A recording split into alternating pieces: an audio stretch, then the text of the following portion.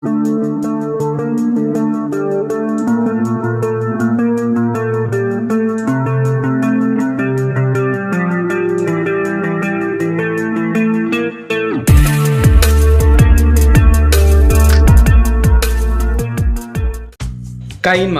Open ചെയ്യാം. ഒരു പുതിയ പ്രോജക്റ്റിനായി ക്രിയേറ്റ് ന്യൂ കൊടുക്കുക. 9:16 എന്ന ഈ ആസ്പെക്ട് റേഷ്യോ സെലക്ട് ചെയ്യുക. അഡ്വാൻസ്ഡ് ഇവിടെ ക്ലിക്ക് ചെയ്യുക. Photo display mode fill screen ആക്കി മാറ്റുക. ഡിഫാൾട്ട് ഫോട്ടോ ഡ്യൂറേഷൻ 3.5 സെക്കൻഡായി സെറ്റ് ചെയ്യുക. ഡിഫാൾട്ട് ട്രാൻസിഷൻ ഡ്യൂറേഷൻ 1.5 സെക്കൻഡായും സെറ്റ് ചെയ്യുക. ക്രിയേറ്റ് കൊടുക്കുക. നിങ്ങളുടെ ഇമേജ് ഫോൾഡറിൽ നിന്നും വീഡിയോയിലേക്ക് വരേണ്ട ഇമേജുകളെല്ലാം ഒന്നൊന്നായി ഓപ്പൺ ചെയ്യുക.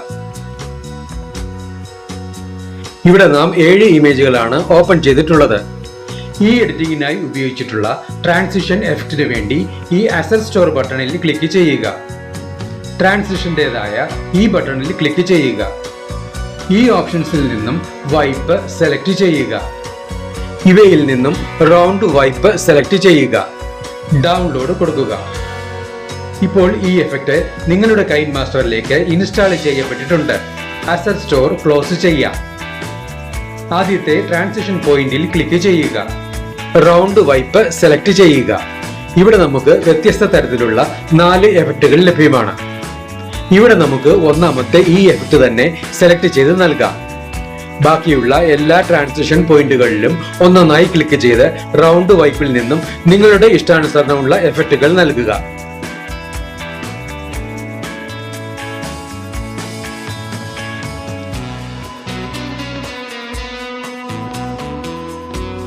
ഇവിടെ എല്ലാ ട്രാൻസിഷൻ പോയിന്റുകളിലേക്കും വേണ്ട എഫക്റ്റുകളും നൽകി കഴിഞ്ഞിട്ടുണ്ട്. നിങ്ങൾക്ക് ലഭ്യമായിട്ടുള്ള ട്രാൻസ്പെറന്റ് ഇമേജ് ലെയർ ഓപ്പൺ ചെയ്യുക.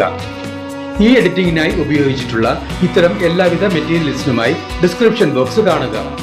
സ്പ്ലിറ്റ് സ്ക്രീൻ സെലക്ട് ചെയ്യുക. റെക്ടാംഗിൾ കൊടുക്കുക.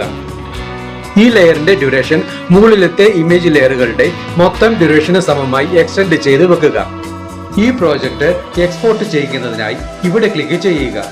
സേവ് ആസ് വീഡിയോ കൊടുക്കുക. എക്സ്പോർട്ടിംഗ് കഴിഞ്ഞിട്ടുണ്ട്. ഈ വിൻഡോ ക്ലോസ് ചെയ്ത് പ്രോജക്റ്റിലേക്ക് തിരികെ എത്താം. ടൈം ലൈനിലുള്ള എല്ലാ ലെയറുകളും ഒന്നൊന്നായി ഡിലീറ്റ് ചെയ്ത് കളയുക. നിങ്ങളുടെ KineMaster ഫോൾഡറിൽ നിന്നും ഇപ്പോൾ നാം എക്സ്പോർട്ട് ചെയ്ത ഫയൽ ഓപ്പൺ ചെയ്യുക. ഓപ്ഷൻ ബാറിൽ നിന്നും അഡ്ജസ്റ്റ്മെന്റ് സെലക്ട് ചെയ്യുക. സാച്ചുറേഷൻ ഇവിടെ ക്ലിക്ക് ചെയ്ത് സാച്ചുറേഷൻ ലെവൽ മാക്സിമം കുറച്ചു വെക്കുക. നിങ്ങളുടെ KineMaster ഫോൾഡറിൽ നിന്നും എക്സ്പോർട്ട് ചെയ്ത ഫയൽ ഒരു തവണ കൂടി ഓപ്പൺ ചെയ്യുക. ഓപ്ഷൻ ബാറിൽ നിന്നും സ്പ്ലിറ്റ് സ്ക്രീൻ സെലക്ട് ചെയ്യുക. റെക്ടാംഗിൾ കൊടുക്കുക. ഓപ്ഷൻ ബാറിൽ നിന്നും ഓവറാൾ ആനിമേഷൻ സെലക്ട് ചെയ്യുക. ബ്ലിങ്ക് സ്ലോ കൊടുക്കുക. നിങ്ങൾക്ക് ലഭ്യമായിട്ടുള്ള പാർട്ടിക്കിൾ വീഡിയോ ടെംപ്ലേറ്റ് ഓപ്പൺ ചെയ്യുക. ഓപ്ഷൻ ബാറിൽ നിന്നും സ്പ്ലിറ്റ് സ്ക്രീൻ സെലക്ട് ചെയ്യുക. റെക്ടാംഗിൾ കൊടുക്കുക. ഓപ്ഷൻ ബാറിൽ നിന്നും ബ്ലെൻഡിംഗ് സെലക്ട് ചെയ്യുക. ഇവയിൽ നിന്നും ബ്ലെൻഡിംഗ് ഒപ്പാസിറ്റിയായി സ്ക്രീൻ സെലക്ട് ചെയ്യുക. നിങ്ങൾക്ക് ലഭ്യമായിട്ടുള്ള ബോർഡർ ലൈൻ ഇമേജ് ഓപ്പൺ ചെയ്യുക. സ്പ്ലിറ്റ് സ്ക്രീൻ സെലക്ട് ചെയ്യുക. റെക്ടാംഗിൾ കൊടുക്കുക. ഈ ലെയറിന്റെ ഡ്യൂറേഷനും മുകളിലത്തെ ലെയറുകളുടെ ഡ്യൂറേഷന് സമമായി എക്സ്റ്റെൻഡ് ചെയ്ത് വെക്കുക. ഈ ഓഡിയോ ഓപ്ഷനിൽ ക്ലിക്ക് ചെയ്ത് വീഡിയോയ്ക്ക് അനുയോജ്യമായ ഒരു ബാക്ക്ഗ്രൗണ്ട് മ്യൂസിക് സെലക്ട് ചെയ്യുക.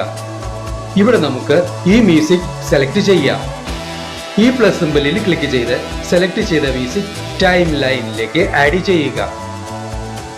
ടൈം ലൈനിലുള്ള എല്ലാ ലെയറുകളുടെയും ഡ്യൂറേഷൻ ഒരുപോലെ തന്നെ ആയിരിക്കുവാൻ ശ്രദ്ധിക്കുക.